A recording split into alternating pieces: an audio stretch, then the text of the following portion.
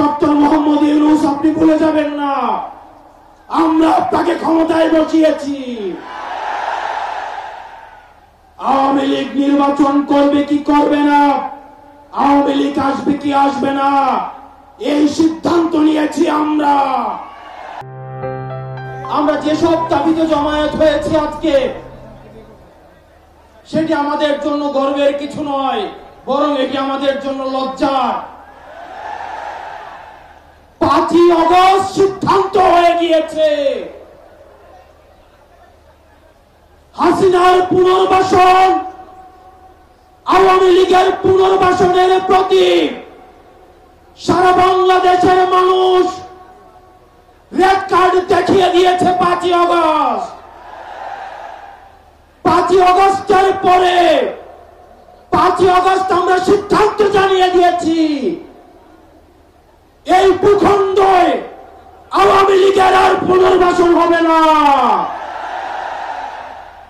যেই আওয়ামী লীগ আমাদের দাড়ি টুপিওয়ালা ভাইদেরকে বাইতুল মুকাররমের সামনে থেকে টেনে টেনে রাস্তায় নামিয়ে এনেছিল, সেই আওয়ামী লীগের আর পুনর্বাসন হবে না।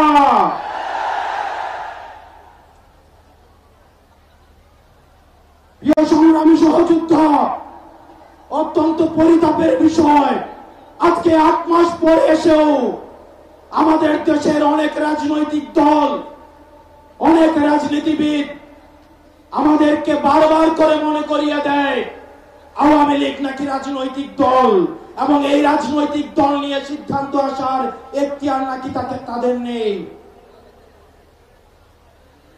ডক্টর মোহাম্মদ ইউনূস গত কিছুদিন আগে বলেছেন আগামী নির্বাচনে আওয়ামী লীগ অংশগ্রহণ করবে কি করবে না, সেটি সিদ্ধান্ত নাকি আওয়ামী লীগের।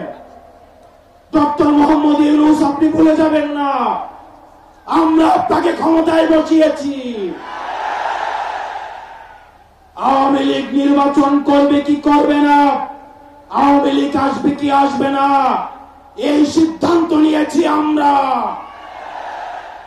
আওয়ামী লীগ মারা গিয়েছে বাংলাদেশে, আর জানাজা হয়েছে দিল্লিতে। আমার ভাই আবরার এবং শহীদ আবু আলিফের রাস্তার উপরে পাড়া দিয়ে এই আওয়ামী লীগ বাংলাদেশে আসবে না। এই সংস্কার আমাদের দেশের সবচেয়ে বড় সংস্কার, আওয়ামী লীগকে নিষিদ্ধ করতে হবে।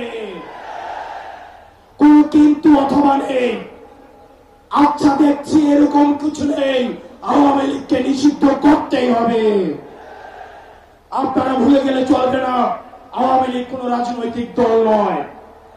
৭১ পরবর্তী সময়ে আপনারা দেখেছেন শেখ মুজিব সর্বপ্রথম বাকশাল কায়েম করে গণতন্ত্রকে গলা টিপে হত্যা করেছে।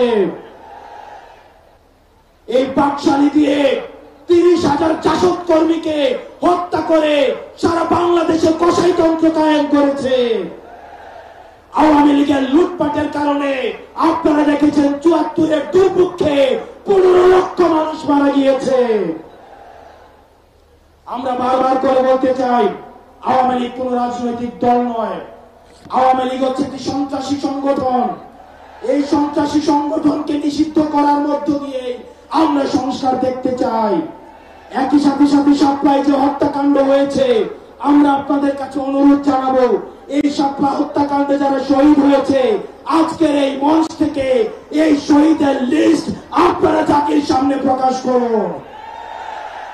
একই সাথে হাসিনার এই ফাঁসি না হওয়া পর্যন্ত প্রয়োজন হলে আমাদের শেষ রক্তবিন্দু দিয়ে এই তরুণ প্রজন্ম আমরা হাসিনার ফাঁসি নিশ্চিত করা পর্যন্ত আমরা আন্দোলন চালিয়ে যাব।